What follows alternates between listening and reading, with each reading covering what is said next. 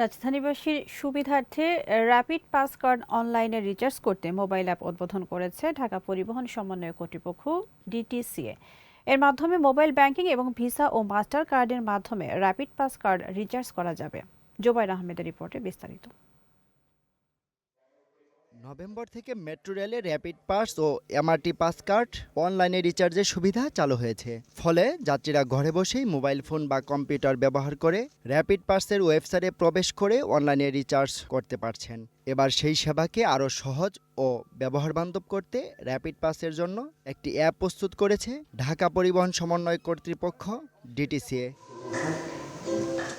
অ্যাপটির মাধ্যমে mobile banking এবং visa ও master কার্ডের মাধ্যমে র্যাপিড পাস কার্ড রিচার্জ করা যাবে। রিচার্জ হিস্ট্রি ও কার্ড ব্যবহারের তথ্যও দেখতে পাবে অ্যাপ ব্যবহারকারীরা। আজকে এখানে এটা আমরা শুভ উদ্বোধন করে দিই। এটা দুইটা কাজ করবে। একটা হচ্ছে আমাদের ওখানে বিভিন্ন স্টেশনে এখনও যে লাইনটা হচ্ছে মানুষের টিকিট কাটার জন্য, এই লাইনটা হয়তো আর হবে না।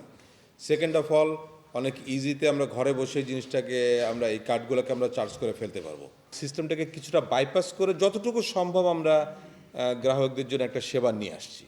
কিন্তু এর পরের থেকে আমাদের যে লাইনগুলো আসুক না কেন, এগুলো কমপ্লিটলি ওপেন সিস্টেমে চলে যাবে।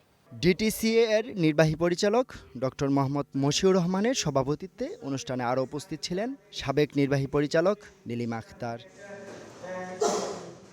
Jubair Ahmed, Green News, Dhaka.